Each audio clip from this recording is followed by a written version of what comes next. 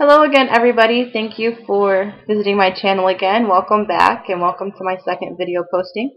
I hope that everybody had a wonderful holiday season, and I hope that 2012 is going to be a great year for everybody. I'd like to start off by dedicating this video to 3 of my friends who actually passed away this past holiday season. And it's very traumatic, especially for the families involved.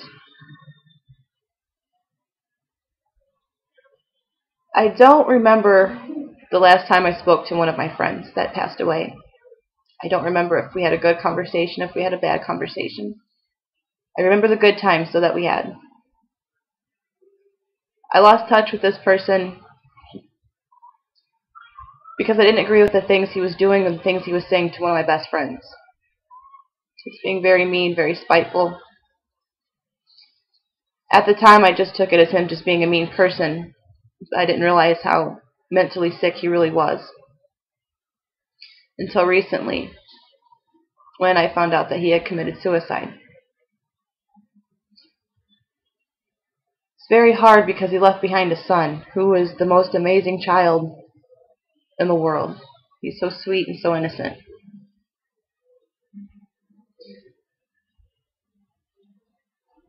That bothers me, that I can't remember when I talk to him, more than anything.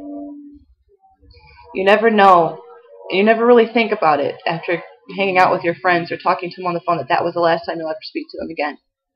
Because if it was, I'm sure there's a lot of things you would have said, a lot of things you would have taken back that you had said.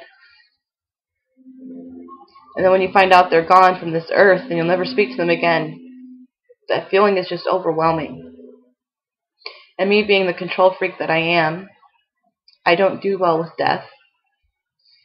To me, if I can't control it, if I can't figure out a way around it, I don't want to deal with it. I've had to deal with death before. It's not something that I'm used to. I don't think anyone ever gets used to death at all. I know some people can sit there stone-faced and pretend that they're okay and that they have no emotions whatsoever, but I know inside they're probably crying their eyes out. I remember when I found out, I was on the phone with my mom, and she was asking me if I was okay, asking me how I was feeling. And all I can remember saying to her was, "I'm glad. I'm glad he's dead, Mom," is what I said to her. And then I said it a couple hours later to my boyfriend when he was asking me about it. I didn't mean those words. I think it was just my anger coming out because I was angry, maybe. And I don't know if it was anger at myself or at him. I am still angry at him for doing it. And I'm angry at myself for saying those words and for not remembering when I spoke to him last. And I'm angry because I feel like I could have reached out to him. I could have done something. I know blaming myself doesn't bring him back and it doesn't make anything right. And it actually is not very proactive either. But I know it's a process that you have to get over, the grieving process. Most people who commit suicide don't actually want to die. They just want the pain to go away. They want to stop hurting. It could be physically hurting. If they've been in an accident or they have some form of disease, they might start thinking suicidal thoughts because it's too much for them to handle. His was more mental. He had a lot of things going on. I wish then that I would have noticed the signs, that I would have done something to help him. But I didn't. I was blinded by my own anger towards him and towards the things he said and the things he did. People who commit suicide think that there's no other option for them, that death is the only way to make the pain go away, when in reality we all know that it's not. Anybody can be suicidal. Your children, your mom, your dad, your boyfriend, your girlfriend. It doesn't matter. Anybody can do it. It's not just people who need to be in mental institutions. It can be your next door neighbor ordinary, everyday people. But there's some signs that you can look for, so that way maybe you can save a life, your best friend's life. Some of the warning signs are, of course, talking or thinking about harming oneself, and they share it with you. If someone who ordinarily doesn't talk or write about death or dying, because some people like to talk about death and like to write about it in their poetry, but if that's not ordinary for them, then that's a sign of someone who might be suicidal. Dramatic mood swings. A lot of people try and pawn that off as bipolar. You don't just become bipolar overnight, just like you don't become suicidal overnight. Sudden personality changes.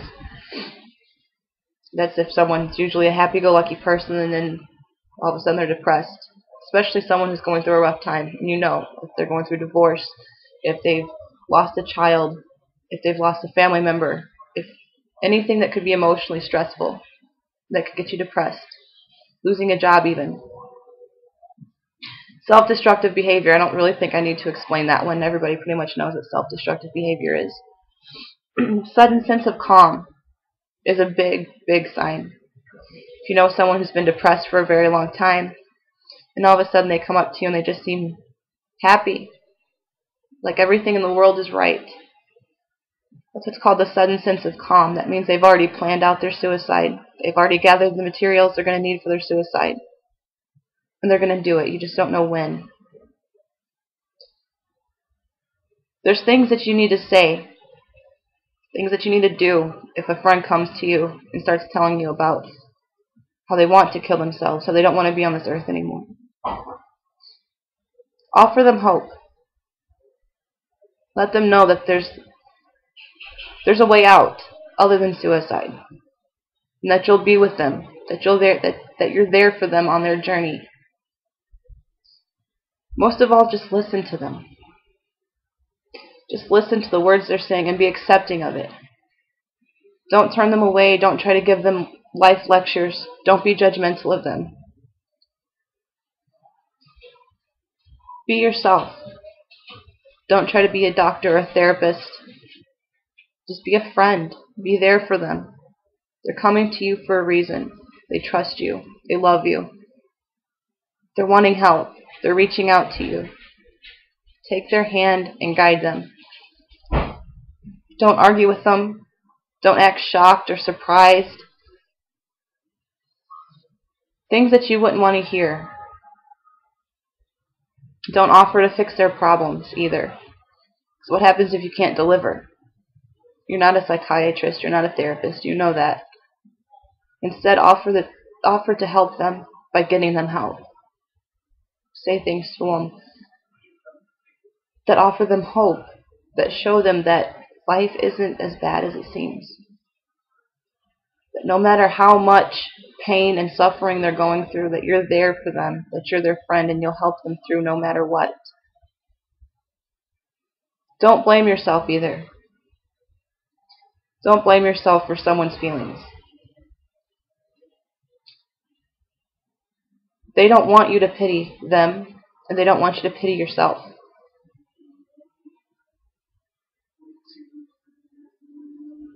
There's a website. It's actually suicide.org that you can check out. The warning signs are on there. There's also things, like I said, for you to say or do to help them. There's also phone numbers on there, and I'll put them down below the video so that way you can see them and have them. One is the National Suicide Prevention Hotline.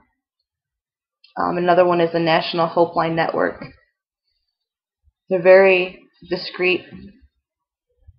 That's another thing I forgot to mention. Don't promise them that you won't tell anybody. If they sit there and say you have to swear you're not going to tell, don't do that to them. Don't. Because what happens if the next day they commit suicide? If you know and they already have a plan out and they're telling you about it, you got to do something. Call 911. Call one of the hotlines. Do something. Save your friend. I just actually found out that more people actually die from suicide every year than homicide. And that's a scary thought. It's the third leading cause of death in people ages 15 to 24 as well. It's very alarming to me. It frightens me that there's that many people out there that are suffering. If I could go back and change what happened, and change the way I acted, maybe said something different, maybe did something different, maybe my friend would still be here today. But those are my feelings right now. And I know as I go through the grieving process that they'll change dramatically.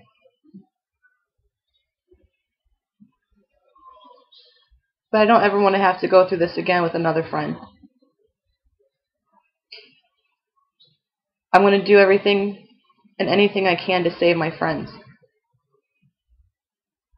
I know they do it for me.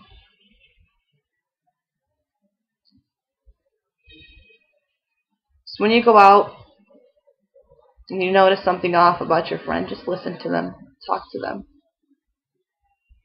Don't offer advice. Just offer a shoulder to cry on and an ear to listen. I wish you all the best of luck in 2012. May God bless you. Let's hope that we get a little bit of snow sometime soon.